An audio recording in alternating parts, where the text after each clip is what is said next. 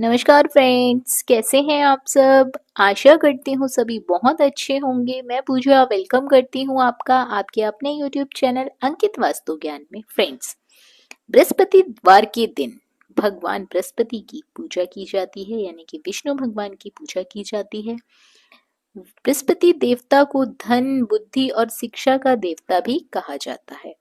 बृहस्पति देव की पूजा करने से सारी मनोकामनाएं पूर्ण होती हैं और परिवार में सुख शांति बनी रहती है। शीघ्र विवाह के लिए भी ये व्रत काफी उत्तम माना जाता है। फ्रेंड्स, मैं आपको आज गुरुवार व्रत की कथा सुनाने जा रही हूँ। इस कथा का श्रवण करने से भी हमें पुण्य फलों की प्राप्ति होती है, और यदि आपने व्रत किया है और आप कथा नहीं सुनते हैं तो आपका व्रत अधूरा माना जाता है। व्रत करने के बाद कथा जरूर सुननी चाहिए, और यदि कोई व्यक्ति व्रत नहीं रखता है और वो गुरुवार की कथा सुनता है तो उसे भी पुण्य फलों की प्राप्ति होती है। साथ ही उसको बृहस्पति देवता की कृपा मिलती है, उनका आशीर्वाद मिलता है। तो चलिए फ्रेंड्स, कथा शुरू करते हैं। प्राचीन काल की बात है। किसी राज्य में एक बड़ा प्रतापी और दानी राजा राज करता था। वह प्रत्येक गुरुवार को, यानी कि हर वीरवार को, हर गुरुवार को और गरीबों को दान करवाता था। इससे उसको पुण्य की प्राप्ति होती थी। परंतु यह बात उसकी रानी को बिल्कुल भी अच्छी नहीं लगती थी। वह ना तो व्रत करती थी और ना ही किसी को एक पैसा भी दान में देती थी, और राजा को भी ऐसा करने से मना करती थी। एक समय की बात है, राजा शिकार खेलने के लिए जंगल में चले गए। घर पर रानी और दासी ही थे। उसी समय गुरु बृहस्पति देव साधु का रूप धारण कर दरवाजे के सामने भिक्षा मांगने आए। साधु ने जब रानी से भिक्षा मांगी तो वे कहने लगे, हे साधु महाराज, मैं इस दान और पुण्य से तंग आ गई हूँ। आप कोई ऐसा उपाय बताएं जिससे कि सारा धन नष्ट हो जाए और मैं आराम से रह सकूं। बृहस्पति देवता ने कहा, हे देवी, तुम बड़ी विचित्र हो। संतान और धन से कोई दुखी होता है भला? अगर अधिक धन है तो आप इसे शुभ कार्यों में लगाओ, कुंवारी कन्याओं का विवाह करवाओ, विद्यालय बनवाओ, बाग बगीचों का निर्माण करवाओ, जिससे कि तुम्हारे दोनों लोग सुधर जाएं। परंतु साधु की इन बातों से रानी को खुशी नहीं हुई। उसने कहा कि मुझे ऐसे धन की आवश्यकता नहीं है जिसे मैं दान दूं और जिसे संभालने में मेरा सारा समय नष्ट हो जाए। ऐसा धन मुझे बिल्कुल नहीं चाहिए। तब साधु ने कहा कि यदि तुम्हारी ऐसी ही इच्छा है तो मैं जैसा तुम्हें बताता हूं तुम वैसा ही करना। गुरुवार के दिन तुम घर को गोबर से लीपना, अपने केशों को यानी कि अपने बालों को पीली मिट्टी से धोना, बालों को धोते समय स्नान करना, राजा से हजामत बनवाने को कहना, यानी कि शेविंग करवाने को कहना, भोजन में मांस मदिरा खाना, कपड़ा धोबी के यहाँ धुलने डाल देना।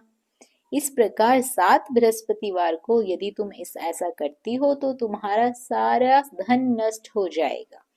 इतना कहकर साधु रूपी बृहस्पति देव अंतर्ध्यान हो गए। साधु के अनुसार कही बातों को पूरा करते हुए रानी को केवल 3 बृहस्पतिवार ही बीते थे कि उसकी समस्त धन संपत्ति नष्ट हो गई। भोजन के लिए राजा का परिवार तरसने लगा। तब एक दिन राजा ने रानी से बोला कि हे रानी, तुम यहीं रहो, मैं दूसरे देश को जाता हूँ, क्योंकि यहाँ पर मुझे सभी लोग जानते हैं, इसलिए मैं कोई छोटा मोटा कार्य यहाँ पर नहीं कर सकता हूँ। ऐसा कहकर राजा परदेश चला गया। वहां वह जंगल से लकड़ियां काट कर लाता और शहर में बेचता। इस तरह से वो अपना जीवन व्यतीत करने लगा। इधर राजा के परदेश जाते ही रानी और दासी दुखी रहने लगे। एक बार जब रानी और दासी को 7 दिन तक भोजन के बिना रहना पड़ा तो रानी ने अपनी दासी से कहा, हे दासी, पास के ही नगर में मेरी बहन रहती है, वो बहुत धनवान है। तू उसके पास जा और वहां से कुछ लेकर आ, ताकि थोड़े दिनों तक हमारा गुजर बसर हो जाए। दासी रानी की बहन के पास चली जाती है। उस दिन गुरुवार था और रानी की बहन उस समय बृहस्पतिवार व्रत की कथा सुन रही थी।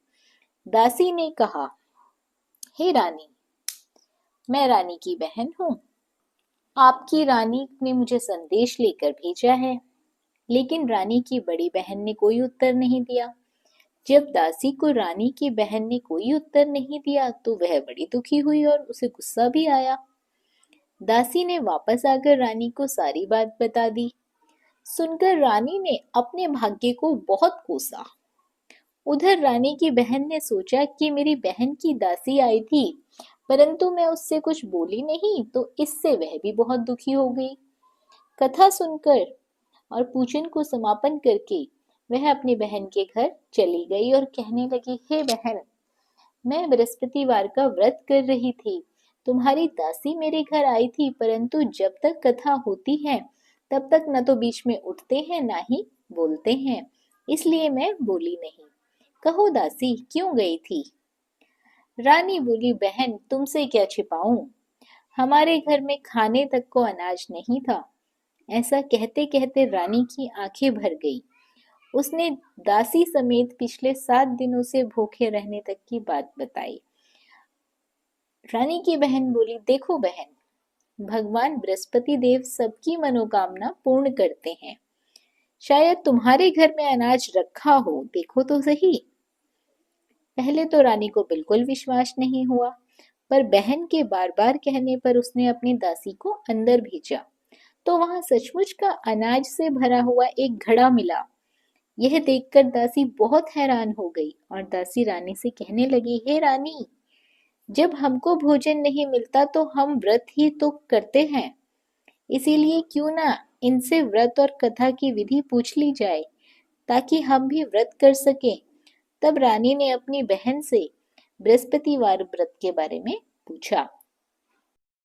उसकी बहन ने बताया, बृहस्पतिवार के व्रत में चने की दाल और मुनक्का से विष्णु भगवान का केले की जड़ में पूजन करना चाहिए तथा दीपक जलाना चाहिए।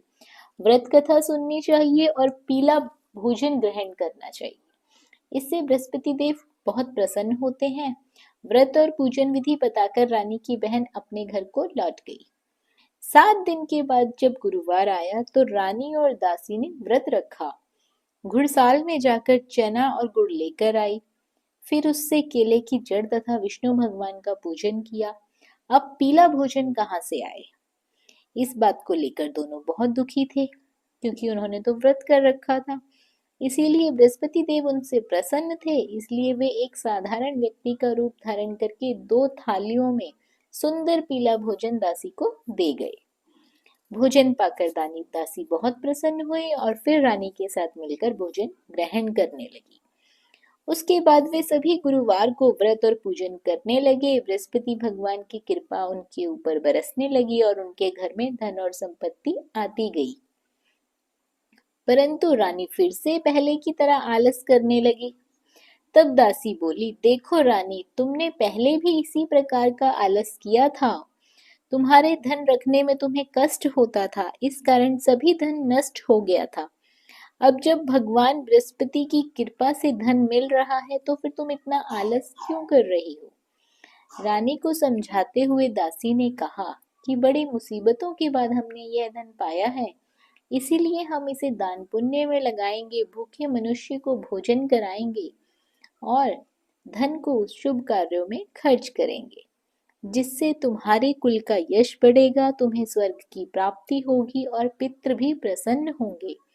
दासी की बात मानकर रानी अब धन को शुभ कार्यों में खर्च करने लगी। इससे एक दिन रानी अपने मन में विचार करने लगी कि न जाने राजा किस दशा में होंगे, उनकी कोई खबर भी नहीं। उन्होंने श्रद्धा पूर्वक बृहस्पति भगवान से प्रार्थना की कि राजा जहां कहीं भी हो शीघ्र वापस आ जाए।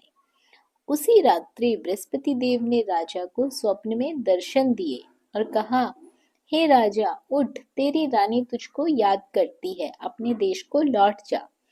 राजा प्रातःकाल उठा और जंगल से लकड़ी काटने के लिए जंगल की ओर चल पड़ा। जंगल से गुजरते हुए उसने विचार किया कि रानी की गलती से उसे कितने दुख भोगने पड़े। राजपाट छोड़कर जंगल में आकर रहना पड़ा। जंगल से लकड़ी काटकर शहर में बेचकर गुजारा करना पड़ा और अपनी दशा को याद करके व्याकुल होने लगा। उसी समय राजा के पास बृहस्पति देव साधु के वेश में आकर बोले, हे लक्कड़हारे, तुम इस सुनसान जंगल में किस चिंता में बैठे हो, मुझे बताओ। यह सुनकर राजा के नेत्रों में आंसू भर आए। साधु की वंदना कर राजा ने अपनी संपूर्ण कहानी उसे सुना दी। महात्मा दयालु होते हैं। वे राजा से बोले, हे राजा, तुम्हारी पत्नी ने बृहस्पति देव के प्रति अपराध किया था, जिसके कारण तुम्हारी यह दशा हुई है। अब तुम चिंता मत करो, भगवान तुम्हें पहले से अधिक धन देंगे। देखो, तुम्हारी पत्नी ने बृहस्पतिवार का व्रत शुरू कर दिया है। अब तुम भी बृहस्पतिवार के व्रत में चने की दाल, गुड़ और मुनक्का से विष्णु भगवान का केले के वृक्ष में पूजन करना तथा दीपक जलाकर कथा सुनना। उस दिन एक ही समय भोजन करना, लेकिन भोजन में पीले पदार्थ को जरूर रखना।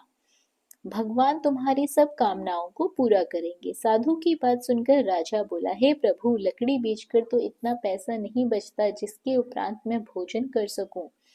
मैंने रात्रि में अपनी रानी को व्याकुल देखा है। मेरे पास कोई साधन नहीं जिससे उसका समाचार जान सकूं। फिर मैं कौन सी कहानी कहूं, मुझे यह भी मालूम नहीं है। साधु ने कहा, हे राजा, मन में बृहस्पति देव भगवान के पूजन व्रत का निश्चय कर लो। वे स्वयं तुम्हारे लिए कोई राह बना देंगे। बृहस्पतिवार के दिन तुम रोजाना की तरह लकड़ियां लेकर शहर में जाना। तुम्हें रोज से दुगना धन मिलेगा, जिससे तुम्हें भली भांति भोजन कर लोगे और बृहस्पति देव की पूजा का सामान भी आ जाएगा। राजा ने ऐसा ही किया और उसको मनवांछित फलों की प्राप्ति हुई। इस प्रकार जो भी यह कथा पढ़ता है, सुनता है, उसके मनोरथ सभी पूरे होते हैं और बृहस्पति देव की उस पर कृपा बनी रहती है। तो फ्रेंड्स, ये थी कथा बृहस्पति देव की। अंत में जय श्री हरि विष्णु, जय बृहस्पति देव जरूर लिखें कमेंट बॉक्स में। धन्यवाद।